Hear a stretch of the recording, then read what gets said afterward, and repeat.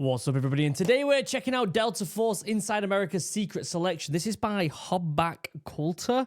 I've never seen this before. I've never seen this channel before, so this is all brand new to me. I got sent this yesterday. I think because of all the stuff that's coming out with Delta Force at the moment, I think people want to know more about it. And so do I, to be honest with you. These are the guys that nailed Maduro in Venezuela, so it'll be interesting to see what this is all about. Obviously, I will leave a link down below to the original video. Make sure you go down below, go over to the original channel and give it some love. Really important that you do that, okay, guys? Also, before we get started, check out Chug. 10% off, link down below for the best drinking vessel in the world. Handmade here in the UK by a small business using sustainable materials. You get free customization, free bag, 10% off, link down below, ships to America. Also, if you haven't already, check out Morale. You've got all the deets here on the QR codes. This is my business that I've been working on for over 2 years now, and the drink was released at the end of last year. It's very exciting. If you love the outdoors, you're going to want to check out the content here and on Drink Morale on the Instagram. On the YouTube as well. I'll leave a link down below for that. We've got some incredible videos, so make sure you go check that out as well. All right. Other than that, I think that's it. That's all I've got to say. I'm pretty sure. Trying to get it in record time. Let's see what they've got to say here. I'll put on subbies. Delta Force assessment and selection is one of the most difficult and elite paths in the US military. Let's see how elite.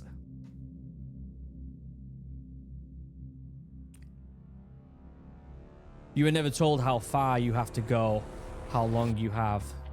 And then Delta is the only unit that I know of, especially in the Tier 1 side of the house, that, I mean, they recruit from everywhere.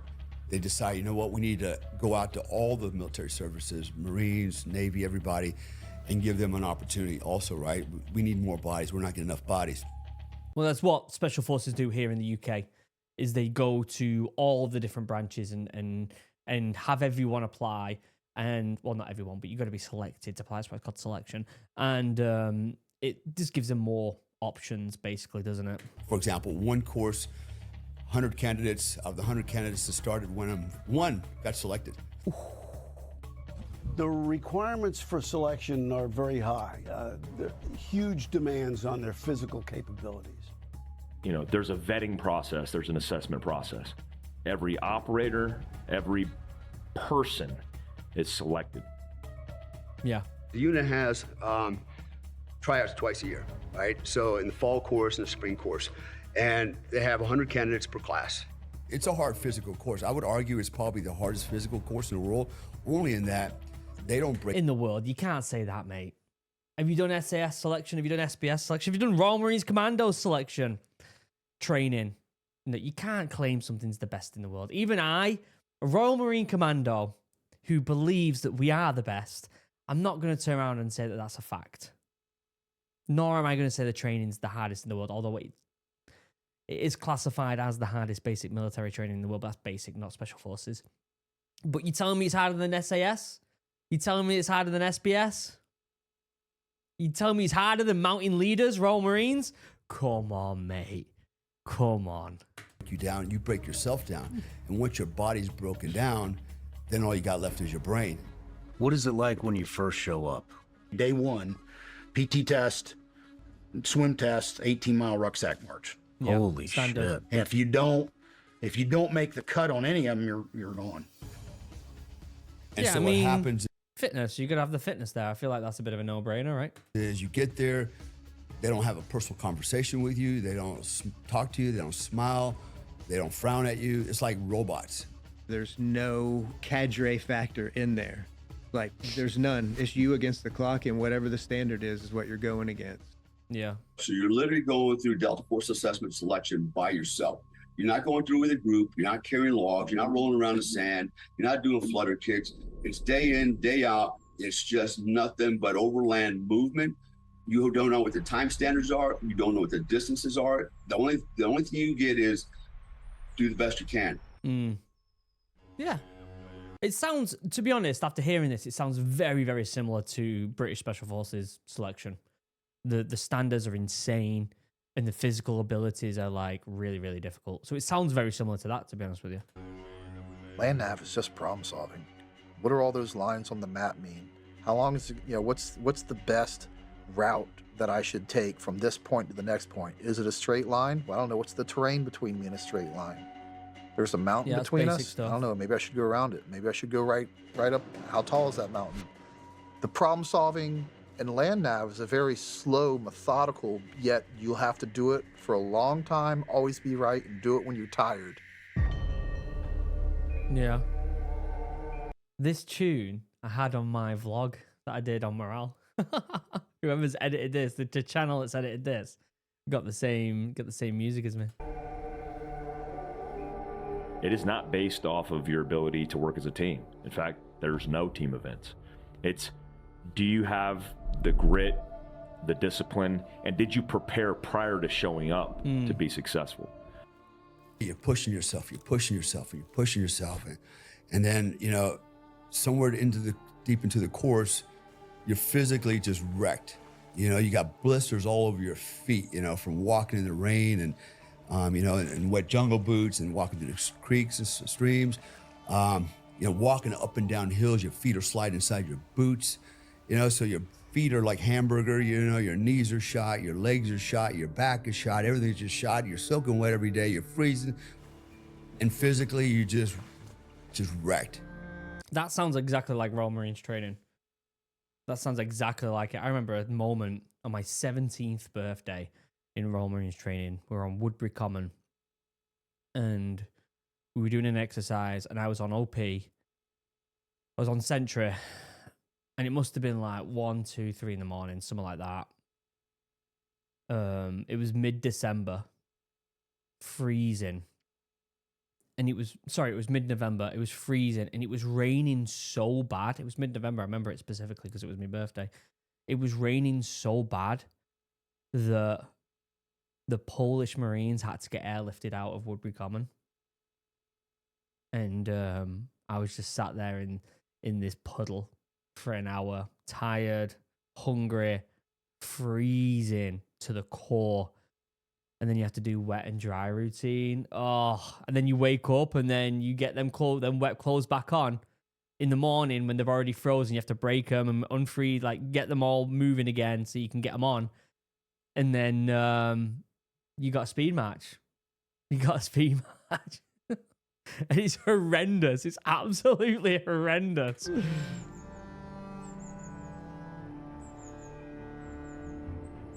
They're having an opportunity to see you make decisions. They're seeing you kind of weigh out the pros and the cons. And that's the first look. That's the first thing that they're looking for and assessing you on as an individual. How does this guy individually deal with adversity? How does this guy individually deal with ambiguity and difficulty and all these types of things and problem solving? Everything they're saying sounds very similar to the Royal Marines Commandos. Like, we are called thinking soldiers. We pride ourselves on being thinking soldiers, and so we have to problem solve. With that being said, I'm well aware that Delta Force, the most equivalent to it is probably SAS, SBS, British Special Forces.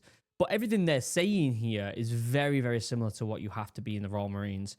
With that being said, they do say when you finish the Royal Marines Commandos training, that you're practically at the right fitness and you practically would pass selection for Special Forces. The only reason they don't go straight from training to Special Forces is because you need experience to get into the Special Forces here in the UK. You need a bit of experience. But they did do a test once where they tried getting a few lads from Royal Marines training. They all passed selection for Special Forces. So I think that the fitness and the type of soldier is there.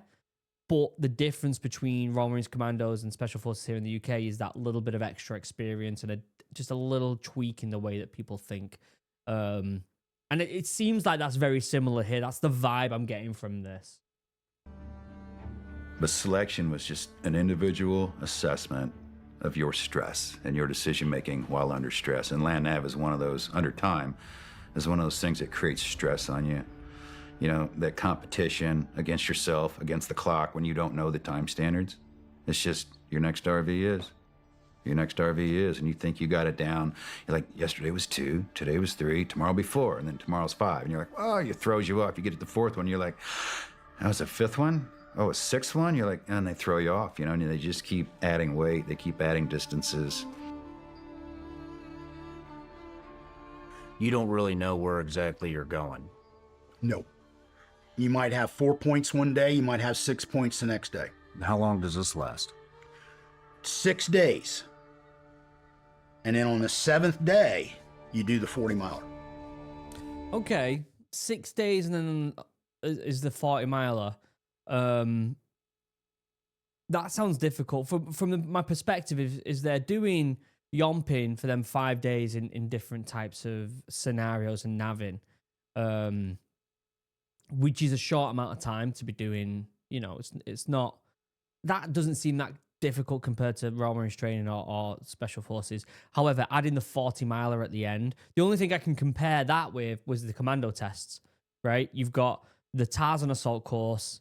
Sorry, you've got the Endurance course, then you got the Tarzan Assault course, then you got the 9 mile speed march, and then you got 30 miler. So that's the only thing I can kind of compare it with there. But it's an extra 10 miles on that, to be honest, isn't it? So thing is, once you've done 30 miles, this is the thing, right? I struggled for the first 10 miles on the 30 miler. Once you get to mile 20, 25, 30, I don't know. It feels like you can go a little bit more. It doesn't feel like it's that out of the realm of possibility. You get to a point where, as long as you're fueling yourself, you just feel like you can just keep plodding along. Does that make sense? If anyone's watching this who's done stuff like this, or done stuff like 30, upwards of 30 miles, ultra marathons and stuff, you can probably attest to this, that it's all about, once you get to a certain point, distance is all about self-maintenance. How can you look after yourself, like your feet and all this, like change of socks if you have to, although you don't do that on the 30 miler, and fueling, keeping yourself a little bit fueled here and there. It sounds difficult. It's at your heaviest weight, at your least amount of strength remaining, and you do the 40-mile hike. Nice. That is good fun. And so I felt like I was doing pretty good. I mean, I turned some quick times, some really good times. I could do 18 miles with 45 pounds, combat boots after a 5-event physical fitness test at night with a weapon, no water. Water wasn't included in the weight yet. And I could do 18 miles in 2 hours and 53 minutes.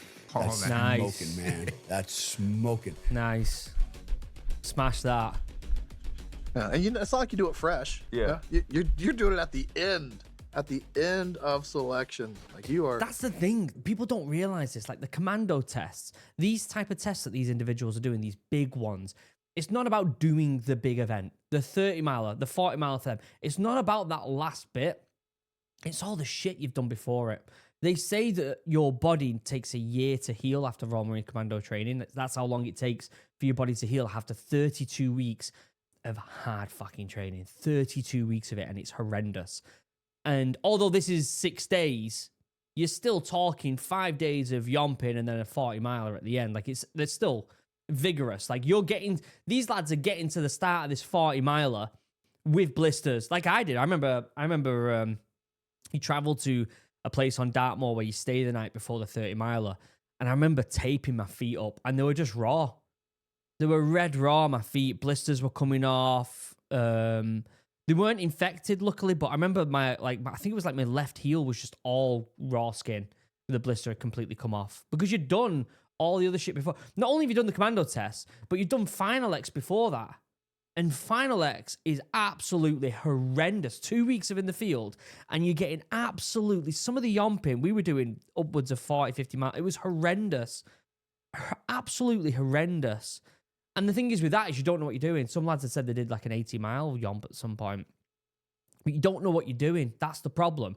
And so when you get to the Commando test, your body's dead. Like you could get a lot of fit lads now and be like, put weight on, go do a 40-mile hike. A lot of lads would probably do it if you've got a decent amount of fitness. It's doing that on top of all the shit you've done before it. These lads, their bodies would have already been broken down. They're not getting enough calories to maintain this, and yet they're just starting a 40 miler. It's hard work. It is hard work.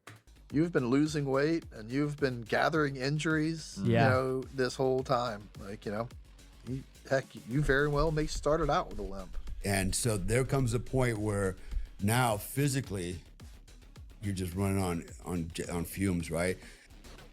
This is where guys break down. This is where guys quit. This is where guys fail. They don't make the time anymore. They got nothing left in the tank, and they just can't make it over the finish line. But of the 110 that started, 6 of us completed the selection process, and 3 of us got selected. I went to a selection with 150 dudes. Imagine being one of the lads that passed all them tests and still didn't get selected. Fuming. Absolutely fuming. Only 4 of us got selected. No shit. Only 4. Doesn't matter how good you are at land nav, and you can carry a rucksack for for a month on end. That's going to be our starting point, but it doesn't mean that you're going to be a world-class hostage rescue operator. Now, we know you're the type of person we want. Can you do the job? Fair one. Here's where training begins.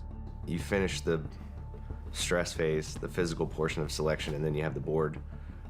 You sit in front of a board of all the sergeant majors, all the commanders, all the shrinks, and you're in one chair in front of them on a little stage. They just go around the room and grill you and ask you questions. You go on a mission, and it's a no-fail mission, and you got a 6-man team, and on the way in, one guy freaks out, and what do you do? You're gonna get a lot of questions thrown at you, and they're to find out exactly who you are and what you're made of. You're trying to be cool, but it's hard to be cool, even though all the sergeant majors and commanders and shrinks and everybody's standing in front of you, and I'm trying to keep my shit together. I just want to get out of that room and go out and scream somewhere, That's intimidating as well. If you've ever been put in front of like officers and stuff like that when they're grilling you, it's intimidating.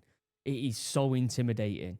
And even these lads who are going into selection for Delta Force, like you're looking at guys in front of you who have done some incredibly, insane things. Their experience in the military is through the roof, and they're assessing you to see if you're going to be one of them. Like they are, yeah. I'm sure it's horrendous. We had to do interviews to get into the Royal Marines and stuff, and it's not that you're scared of these people. It's just that it's so daunting. It's so daunting. I remember you get pulled. So the Royal Marines, they have the training team, right?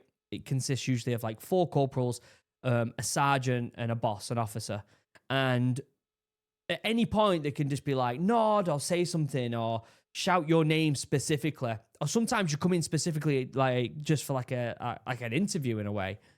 And just them all sat around just asking you questions is, especially for me, I mean, I was 16, 17. So for me, it was quite intimidating being a teenager and doing that. But then there's times where you have to go and see the sergeant major, or you have to go and see someone incredibly high rank. When you first get to a unit, we had to go and see one of the biggest bosses at 4-5 Commando. And when you see the major of your company or something, it's so intimidating. And maybe it's because I'm a kid. I was a kid at the time. I was 16, 17. You know what I mean? Maybe that plays into a massive factor. I'm wondering what age these lads are who go into Delta Force, but my presumption is them lads are going in that room feeling that pressure big time. I wouldn't want to do what they're doing. I think it's quite impressive this so far.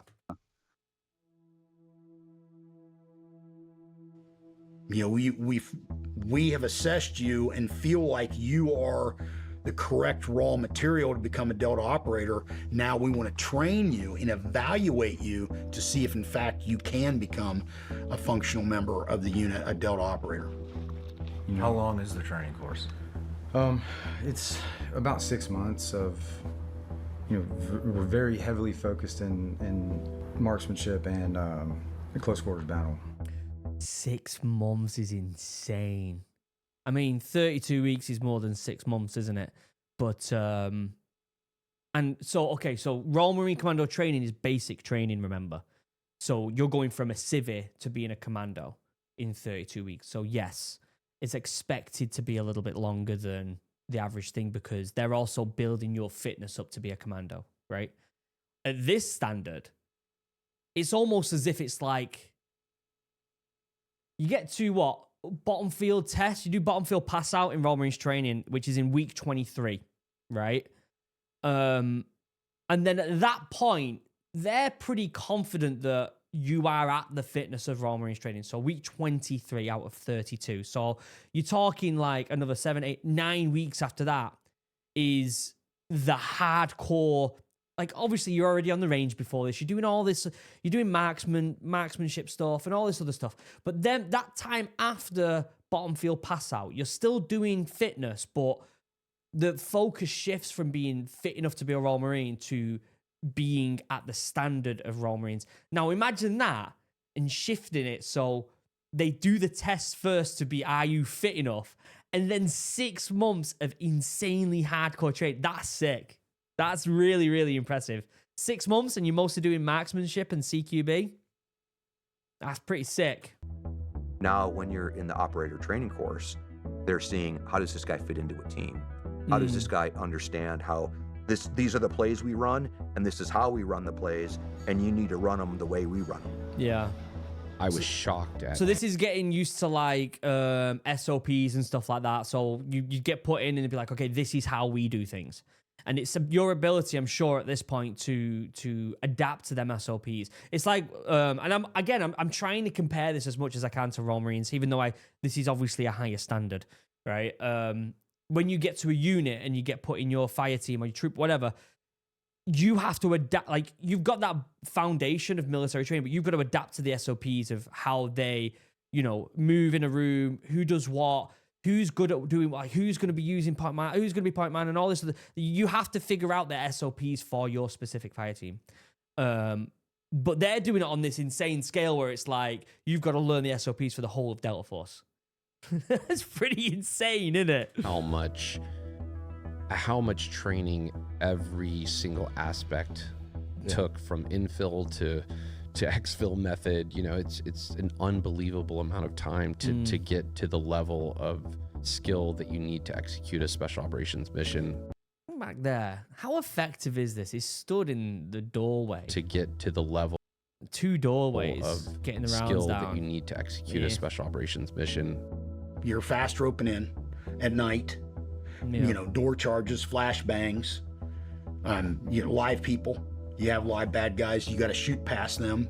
It's the most complex of all combat-related environments. You've got stuff going on in different rooms, you've got people coming from different angles, you've got stuff overhead, you've got stuff in your ears, you've got flashbangs, you've got door charges. It's just so many things going on at one time. So again, this is very similar to Royal Marines training. But the thing is, like I said, is Royal Marines training is going from Civvy to Commando. So there's a lot of stuff there that they've got to iron out. These lads are already soldiers. These lads have already done the fitness stuff.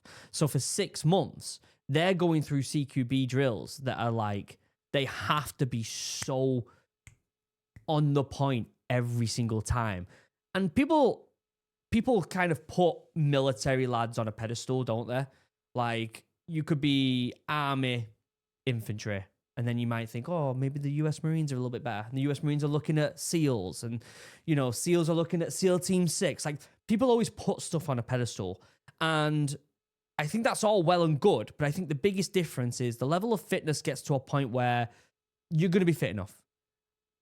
My presumption is, in Royal Marines training, if you're fit enough to be a Royal Marines Commando and you get to the end of Royal Marines Commando training, the fitness side of Delta Force you could probably do. The fitness side of Special Forces you could probably do. That's fine. The question after that is your mind, is your way you think, the way you think correct for that specific job? And instead of putting it on a pedestal of being like, these guys are, uber fit, it's more about these guys are really fucking good and knowing exactly where to be at the right time so that things are done highly effective. Highly effective. Listen, we do Royal Marine Commando training, we get to a unit, we still carry on training. Like, we still do CQB stuff, we learn how to do drills with our fire team, we do all that stuff, right? But these are doing it for 6 months in training before they've even been qualified to be in the Delta Force. And then they're probably going to get put into a troop or something like that, a fire team. And then the drills have to be part. And the ability to be like, let's go again, let's go again, let's go again. Okay, you can be doing this a bit faster. You can be doing that a bit faster. Oh, I should be doing this here and moving this way a little bit. That speed and learning how to do that so quickly is what brings that soldier up to the next thing. Obviously, there's then Special Forces, which they have this different way of thinking, which is the thing that's different to Royal Marines Commandos, right? The fitness is there, but there's a different mentality. That's the other aspect of it as well. But the training part is what really impresses me and what people need to look out the most for. You know, there were times we had robots, you know, that you had to shoot. You had chickens and balloons and loud music and strobe lights, you know, and you're with 4 of the guys on your team and you're shooting stuff that's running past you, and you got to make sure that, you know, you don't miss or get a through and through shot and hit your partner over here. And so you had to always have situation awareness. You had to know where the rest of your team was at. This is one room so far. We still got to go in other rooms. Yeah. Practice, innit? It's practice, My introduction practice. to close quarter battles was, okay, open the door, walk into this room, everybody take your point after teaching on the chalkboard, blah, blah, blah, you know, left, right, opposite guy in front of you, this is your point of domination, this is yours, you know, opposite rooms, see that, everything's 360, but now here's downrange. Now look at all these targets, and I looked at all the targets, they all had guns, every one of them had guns in their hands. You guys see these, you know? Yeah. Okay, let's go back out and do it live.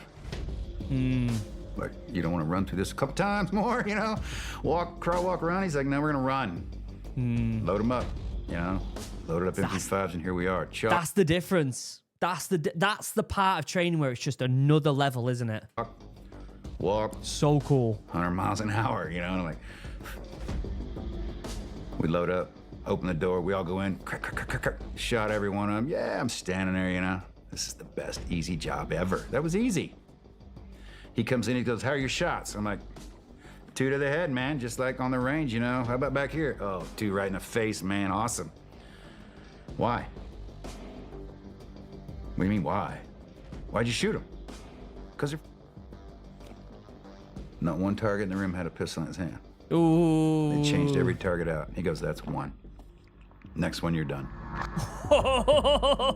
So he's like, oh, I fucking love that. That is absolutely brilliant. So they're testing their awareness on who they're shooting. You're not just going in a room and clearing everything you see. Love it. Absolutely love it. Brilliant. My friends who were ahead of me had just graduated SEER, and like, hey, like, are some of these stories they hear like breaking fingers and knocking you out and punching you, and like how bad can they torture you? Like, well, like, all that's not true. They can't break your fingers. They can only open hand hit you. They can't punch you. And I remember going, oh really? You're gonna slap me and think I'm gonna break?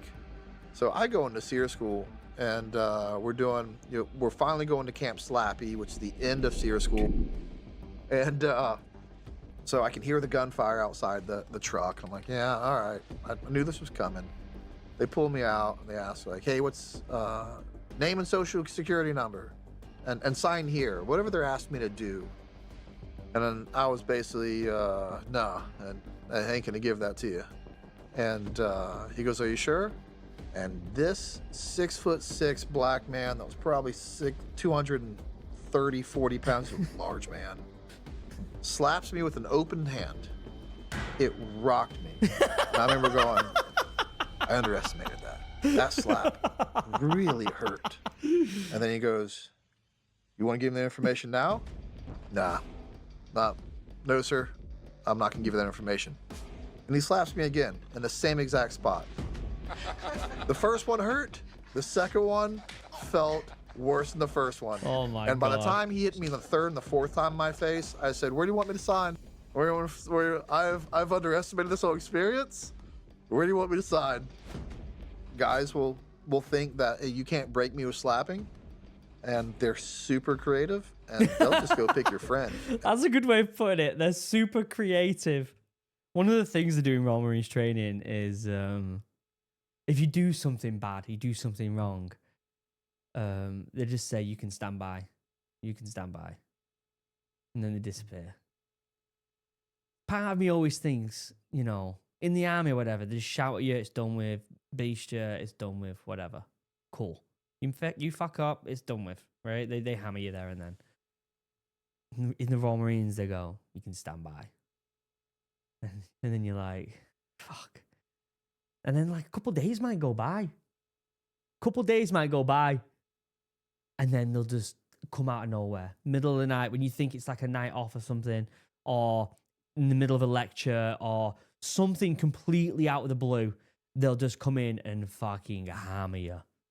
And it's just a case of you have to be aware that anything could happen at any moment. But if you fuck up, it's gonna come back at some point.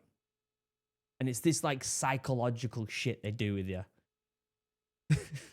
They'll just slap on your friend and tell you, this is because of you.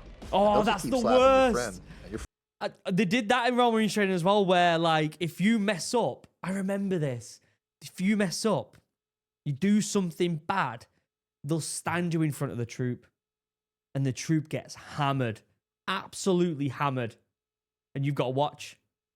And my God, you won't do it again. You won't do it again. friend eventually is going to look up at you like, why are you doing this to me? Yeah, you are doing this to me. I love it. Okay, I think Delta Force might be my favorite US branch now. I think they might. They're the equivalent to the SAS and SPS, aren't they? Let's be honest. They're up there. They are up there. Delta Force as an entity is really only gaining anywhere from a handful to maybe 20 at the most guys a year. Yeah. You feel like you're cool, and then you get to your team and you do your first thing with them and you go, I suck. You're doing CQB and they're, you're moving at a fast pace and they're running, and you're like, fuck, I suck. And they're taking running headshots and you're like, dude, like, I thought I was good. Yeah. They're the lads who've been training with each other though for a long, long time, so they know exactly how each other thinks, don't they? And then really, being there, the rest of the time there is just struggling to keep up with everyone around you.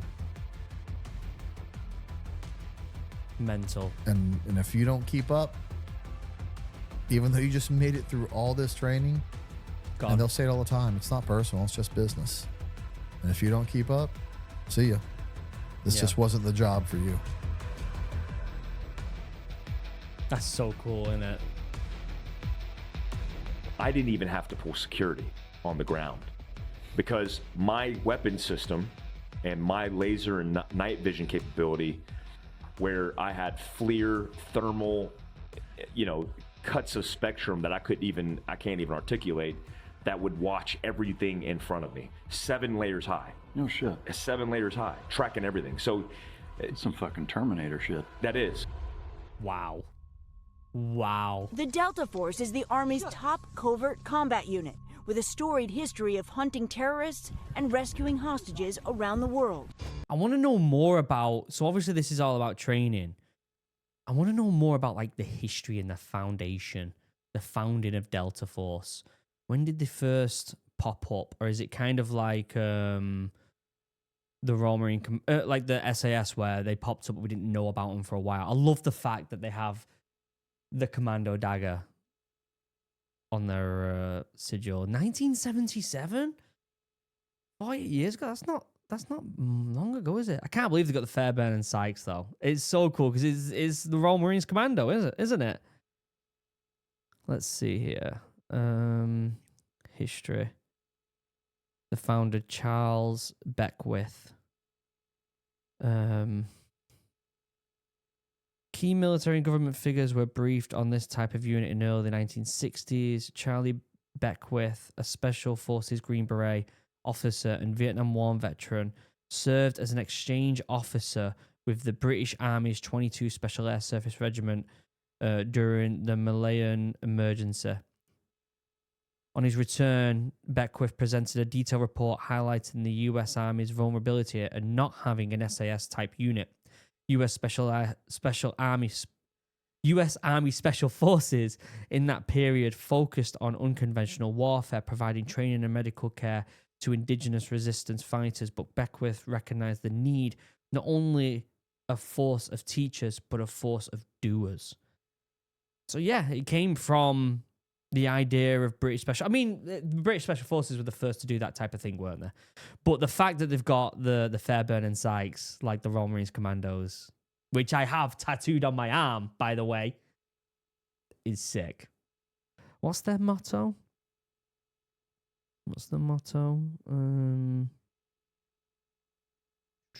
Trying to have a look here. Do they have a motto?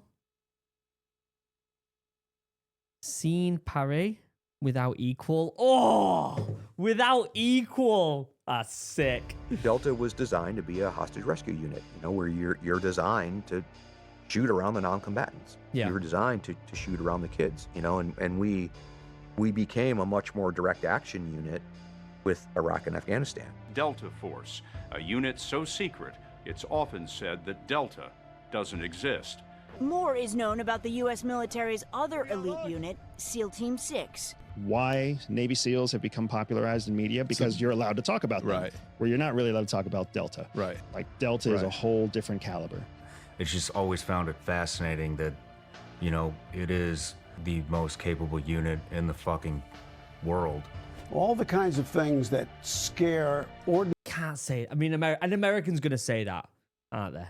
Are they better than SAS? Come on, I don't know, but I do think that they are the American SAS, SBS. That goes without saying, doesn't it? They are on that caliber, aren't they? I don't think at that point you can say whether they're better or not. I think at that point, that doesn't even matter anymore. It doesn't even matter. Although, obviously, I'm going to be biased and say the SAS and the SBS are the best in the world because I'm British. I'm allowed to say that. Just like any Americans watching this will be able to say Delta Force are the best in the world because you're American. You're allowed to say that. That's fine.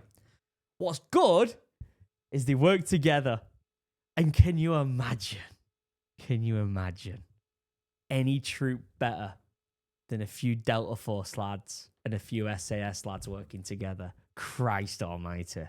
Ordinary people to death. These are the kinds of things Delta Force loves to do.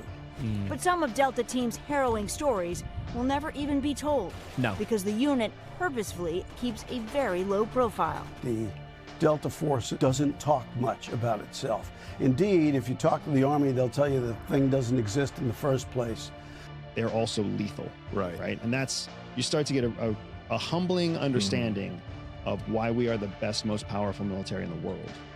People have no idea the difference, the drastic difference between a Tier 1 element CQB and everyone else.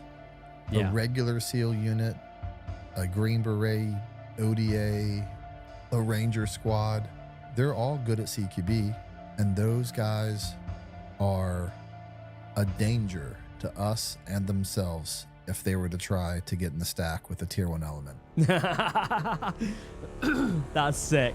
What a great video. I learned a lot about Delta Force that I didn't know about. And yeah, it goes without. Obviously, I've tried really hard here to compare some of the stuff in Delta Force training to Royal Marines training, right? But we've got to look at it on a scale. Obviously, yeah, we have the 30 mile, we have 32 weeks of really fucking hard training. We've got the Commando test, which I think fitness-wise, it goes without saying when you get to a certain point in the military, like, you're fit enough, right?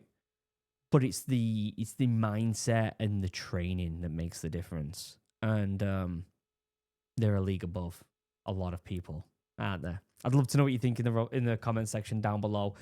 Do you agree with what I've said? Do you think they're the best in the world? Do you think that they're better than SAS? Do you think SAS are better, SBS? Or do you even care? Because we're allies. Does it even matter at that point? Does it get to a point where when a country's got an elite unit that good, doesn't really matter if you think who's better?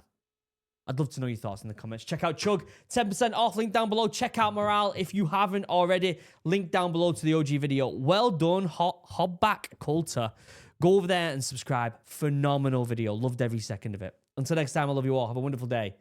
Goodbye.